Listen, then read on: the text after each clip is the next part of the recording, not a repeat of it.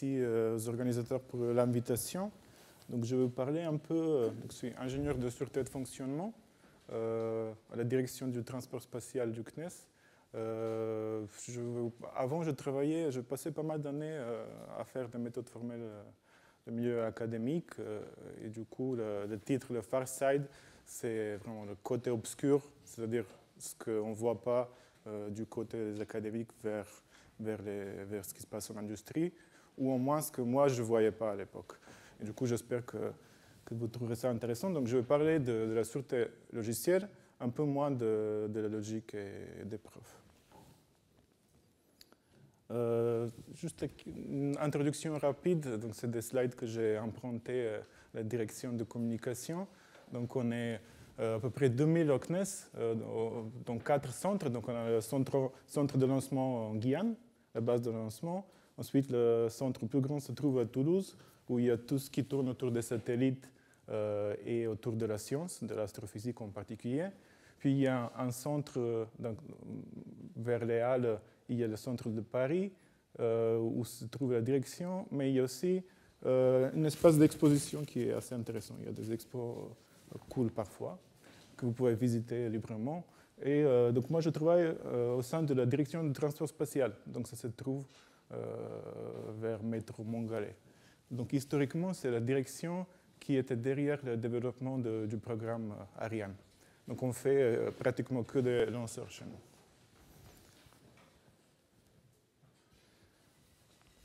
Alors, l'écosystème spatial en France, c'est 70 000 personnes. Donc, c'est les académiques, les institutions, les industriels, tous ensemble. Donc, ça se trouve, vous êtes dedans, mais vous ne savez pas. En tout cas, il y a un grand nombre de personnes concernées. On travaille sur 4 axes. Il y a l'axe stratégique, c'est-à-dire le développement, l'accès autonome à l'espace pour l'Europe, avec notamment donc, le programme Ariane, jusqu'à Ariane 5, qui était sous la maîtrise d'œuvre du CNES. Ensuite, pour Ariane 6, c'est passé côté industrie, qui se charge complètement du lanceur. La maîtrise d'œuvre pour la base de lancement, le EAL4, ça reste côté CNES. Nous, on ne fait plus des lanceurs commerciaux, mais on fait des démonstrateurs de lanceurs. Et notamment, on fait un petit prototype qui se trouve ici, appelé Callisto. Donc, c'est un lanceur, un démonstrateur de lanceur réutilisable. Puis, il y a tout ce qui est satellite militaire, côté Toulouse, et un peu de satellite de cartographie. Deuxième axe, c'est le soutien vers l'écosystème, où on essaie de faire de réseautage entre académiques, industriels, etc. On finance certains projets, donc on a un appel d'offres France 2030. Et puis, il y a différentes activités de recherche et développement. Côté écologique, on a aussi un petit impact avec des satellites pour observation des niveaux des eaux, niveau des mers, et aussi pour l'observation du niveau de CO2 dans l'atmosphère. Et bien sûr, l'axe 4, côté scientifique, on collabore ou parfois on coordonne les projets d'astrophysique. Par exemple, la sonde JUICE, qui est une sonde qui vole vers les lunes glacées de Jupiter, ou le télescope Gaia, qui sert à cartographier l'espace, ou bien James Webb, on l'a lancé avec une Ariane 5. Donc, on collabore aussi.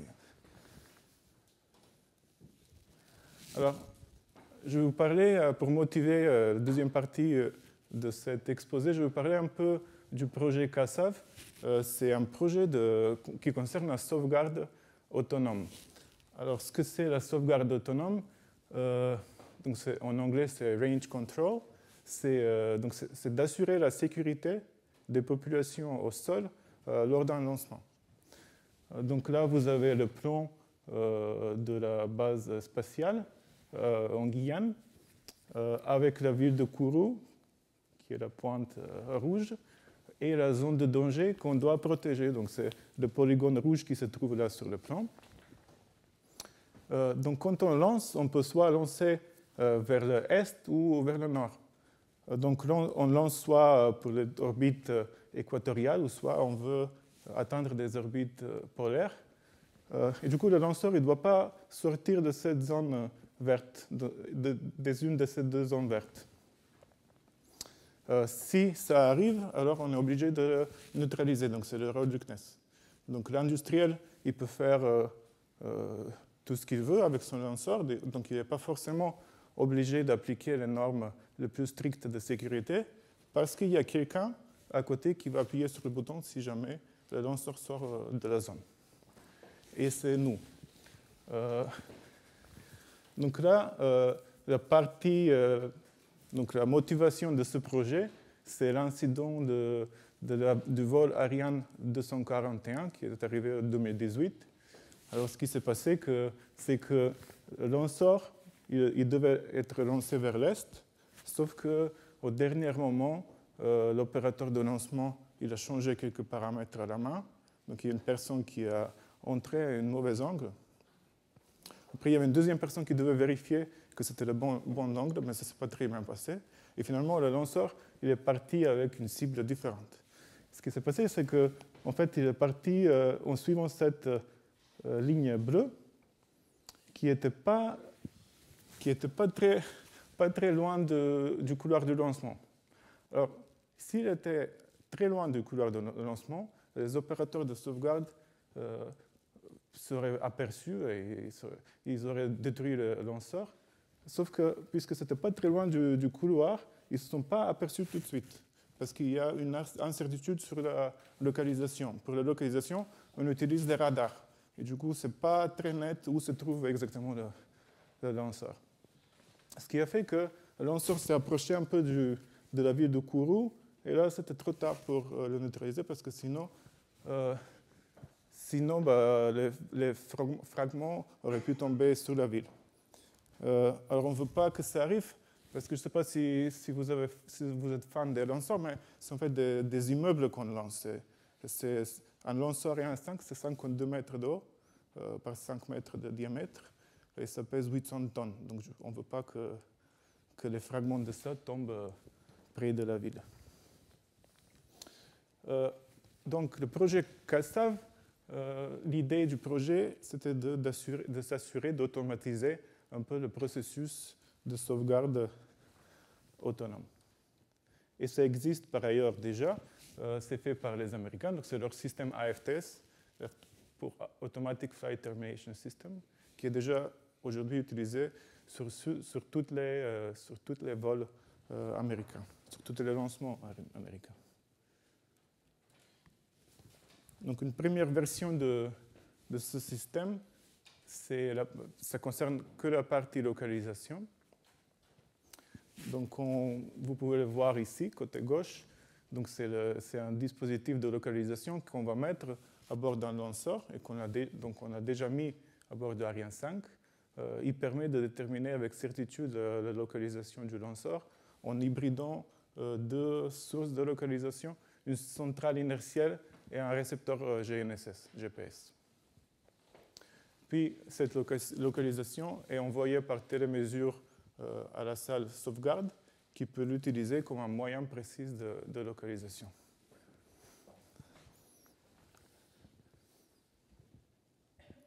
Alors, c'est assez grand ce CASAV parce qu'il doit résister, il y a vraiment beaucoup de contraintes de vibration électriques et autres. Alors, la deuxième étape du projet, c'est le projet CASAV2, où on veut non seulement localiser, mais on veut remplacer la salle sauvegarde. Ici, vous avez la salle sauvegarde avec les deux opérateurs de sauvegarde, donc c'est redondé, il y a deux opérateurs qui sont au fond, avec un opérateur à gauche qui observe la qualité des radars et de la télémesure, et une redondance derrière qui fait la synthèse des autres. Ils ont tout un protocole de communication entre eux, mais la quatrième personne fait une redondance au cas de malaise d'un des deux opérateurs. Et du coup, ils ont tout un protocole de communication par lequel ils vont déterminer si le lanceur est dangereux ou non. Donc on veut maintenant remplacer ça par un système autonome qui est à bord du lanceur. C'est-à-dire qu'on va devoir remplacer les différentes sources de localisation, qui sont maintenant les 2 radars, 3 radars et le CASAF-1. Et on veut aussi remplacer ces personnes qui communiquent entre eux. Ce qu'il faut savoir, c'est que les gens sont assez fiables. Donc si je me souviens de l'époque quand je travaillais côté ferroviaire, la RATP estimait la fiabilité d'un opérateur humain par 10 puissance moins 4 ou 10 puissance moins 5. Donc ils estimaient, pas par un opérateur, moins 3, c'est ça. Donc ils estimaient que la probabilité qu'un ingénieur fasse une erreur dans une analyse de sécurité, il était 10 puissance moins 3. Donc c'est assez optimiste. Mais en fait, on considère que les humains sont assez fiables. Et du coup, nous, on doit garantir pour ce remplacement de la salle un niveau de risque. Dans la réglementation, il y a 2 niveaux de risque. Donc les conséquences graves et les conséquences catastrophiques. Là, on est au plus haut niveau de risque. Alors, quels sont les problèmes techniques? D'abord, qu'est-ce que c'est un système de sauvegarde autonome? On va lire en entrée un programme, donc une stratégie de sauvegarde. C'est un programme dans un langage de programmation qui code des stratégies possibles. Et du coup, on va avoir un interpréteur à bord qui va prendre ce programme, il va l'interpréter, il va décider sur base de ce qui est dedans, de neutraliser ou non. C'est-à-dire que le programme, il doit être robuste à n'importe quel type de stratégie. Donc ça ne marche pas pour 2 ou 3 stratégies, ça marche pour l'infinité de stratégies possibles. Ça doit marcher. Et alors, donc, le deuxième problème technique, c'est la robustesse aux pannes aléatoires. Je vais parler un peu plus de ça plus tard. La robustesse par rapport aux incertitudes qu'on a toujours dans les systèmes critiques. Même côté métro automatique, on a toujours des problèmes d'incertitude.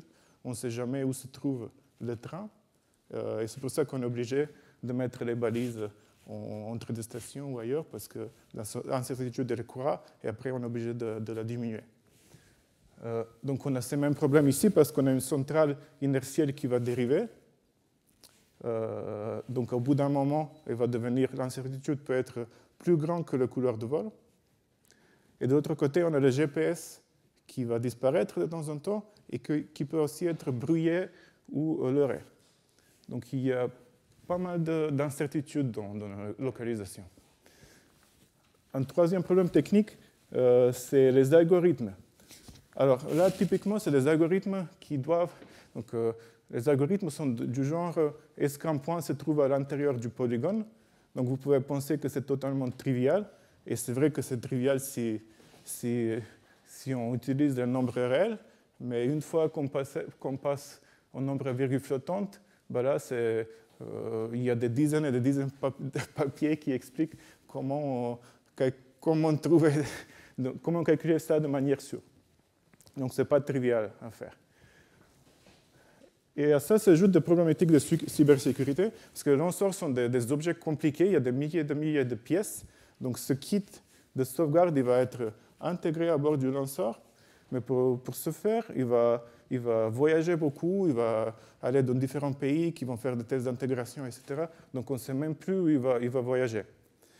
Donc il y a des problématiques de cybersécurité, parce que si le kit de sauvegarde se fait pirater, c'est la faute de la France, en fait.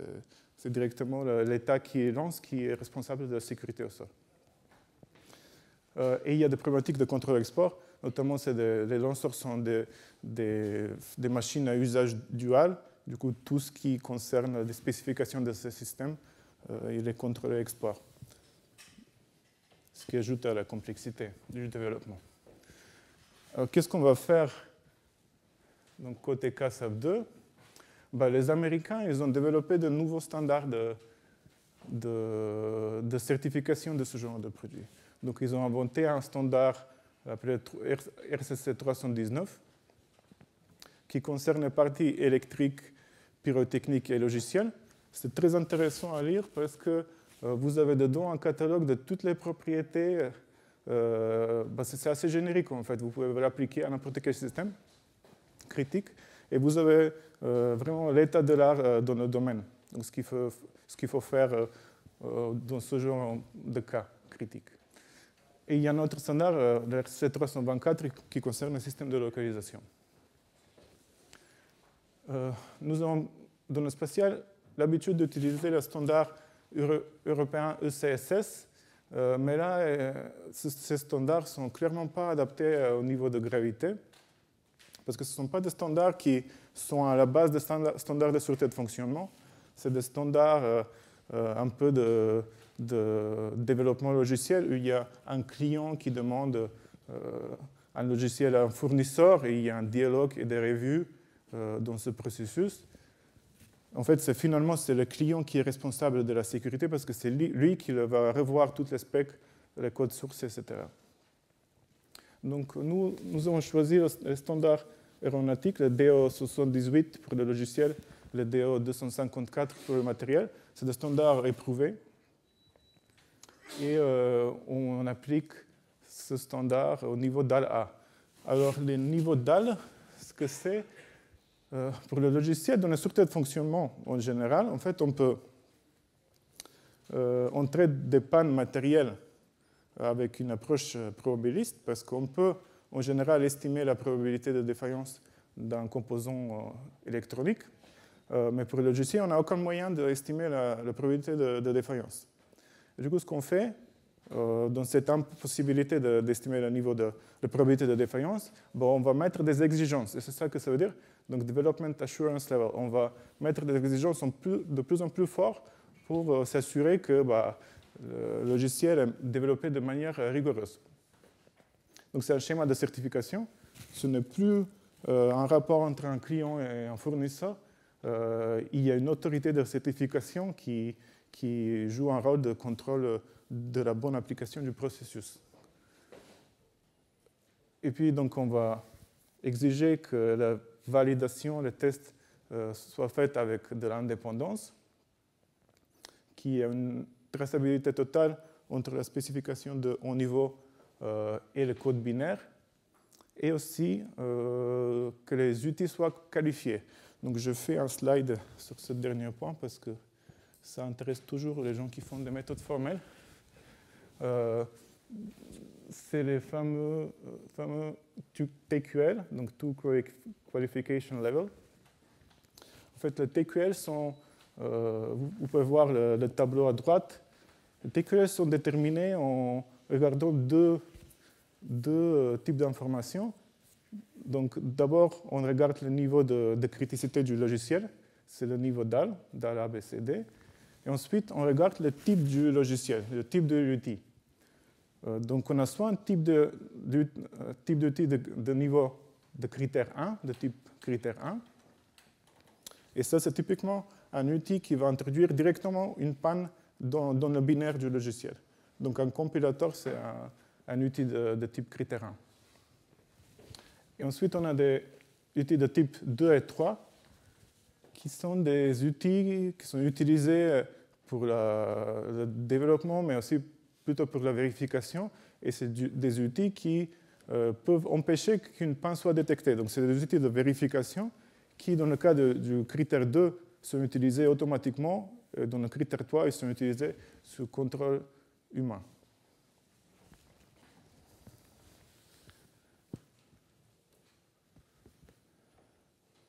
Voilà. Je vais parler un peu donc maintenant des pannes en général.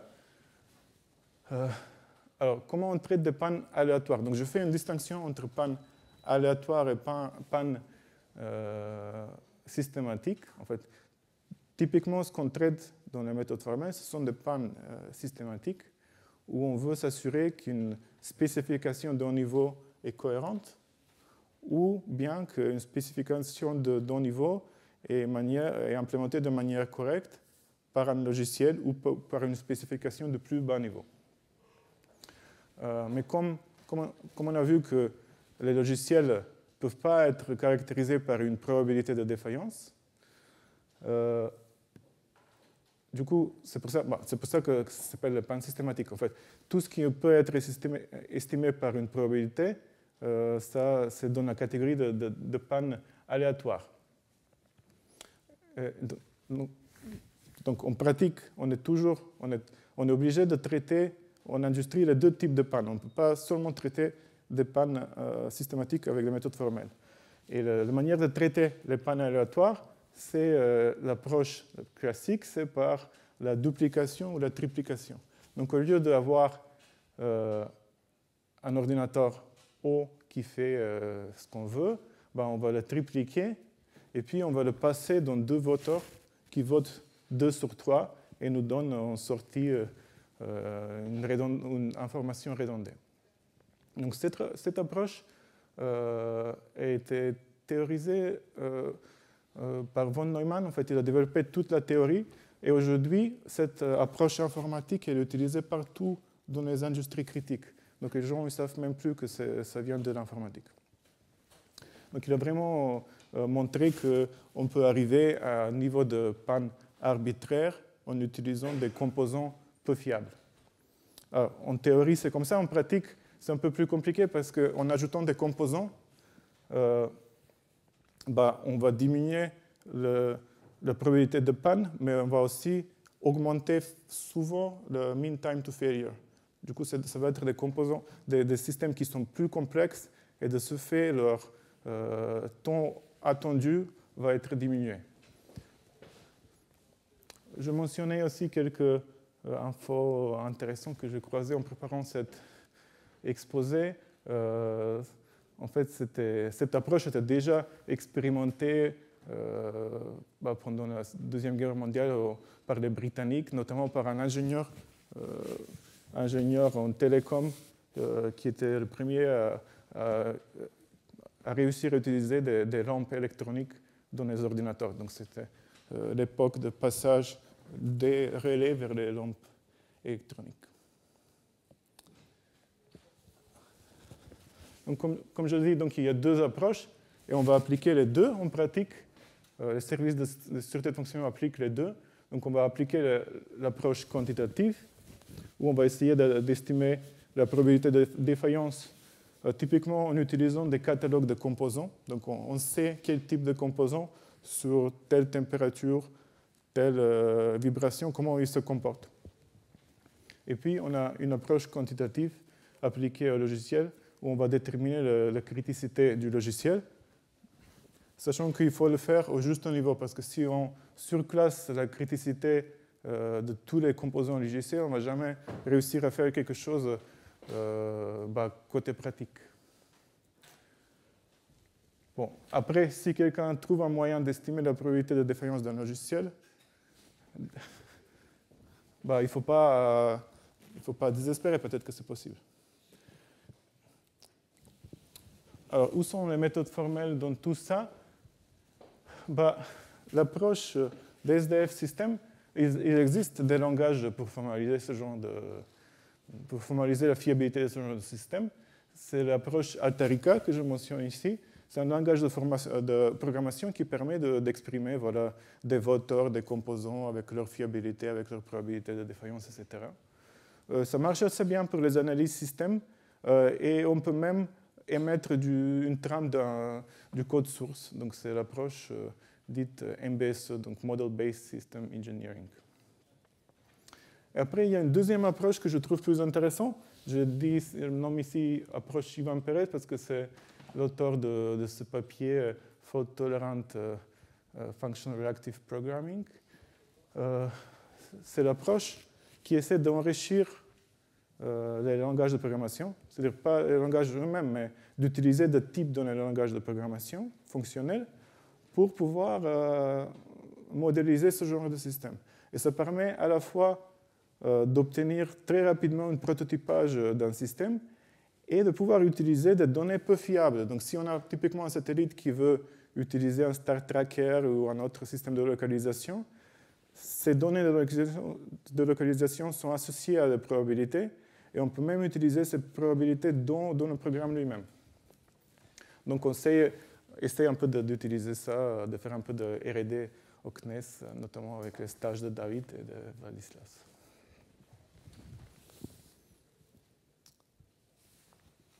Donc en pratique, qu'est-ce qu'on fait pour contrer tout type de panne en général, que ce soit aléatoire ou systématique? Il y a différentes choses à prendre en compte. Donc on doit s'assurer que les valeurs hors spec sont prises en compte, que la mémoire est bien protégée, que le programme counter n'est pas corrompu, qu'on est résistant même en hors ou sous tension, qu'on prend bien les incertitudes. Et puis en pratique, on utilise du partitionnement pour partitionner le temps et l'espace et permettre d'utiliser de différents niveaux de criticité au sein d'un même système critique. Puis il y a des choses, on essaie de travailler sur l'architecture normalement. Si on a un état sûr dans un système, comme c'est le cas dans le train, on va essayer d'utiliser ça au maximum. C'est-à-dire, au moindre erreur, on peut toujours déclencher un freinage d'urgence et passer en état sûr. Donc si notre système a ça, c'est pas mal. Donc je liste quelques techniques. Alors, je termine par une deuxième partie sur l'écart entre les implémentations et les algorithmes, parce que c'est ce que je vois souvent en travaillant avec les industriels, c'est que les gens, souvent, ils ne se rendent pas compte qu'en implémentant un algorithme mathématique, que ce qui est implémenté ne va pas vraiment correspondre à ce qu'ils ont envie de faire. Donc, vous connaissez ces choses probablement. Donc, c'est un exemple que j'ai pris des livres de Knuth. Donc, on prend ce petit polynôme de y au carré plus 9x au carré moins y puissance 4. Et en mettant ces valeurs, si on code ça avec des flottons en double précision, on va obtenir en première cas 0. Si on applique une petite identité remarquable là, et on calcule, on va obtenir 1, donc 10 puissance 18, alors que la valeur exacte, elle est 1. Du coup, c'est un exemple que j'essaie de donner toujours à mes collègues, disons ingénieurs en aéronautique, pour les sensibiliser aux choses. Mais ce problème, c'est un réel problème, parce que je ne sais pas si vous êtes conscient, mais en pratique, en industrie, ce n'est pas les informaticiens qui font les algorithmes, c'est toujours les experts du domaine. Du coup, c'est les aéronauticiens ou autres personnes, même dans le ferroviaire, c'est le cas, c'est les experts systémiers qui vont faire les algorithmes. Et après, voilà. En fait, il y a trop peu d'ingénieurs d'informatique en France. On va discuter après de ça.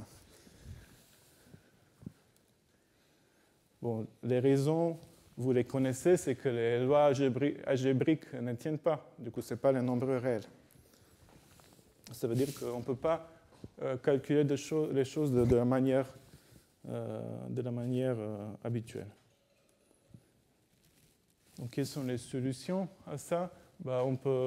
Si on peut se permettre de calculer avec des fractions, OK, on peut le faire. Si on n'est pas trop pénalisé par le temps de calcul.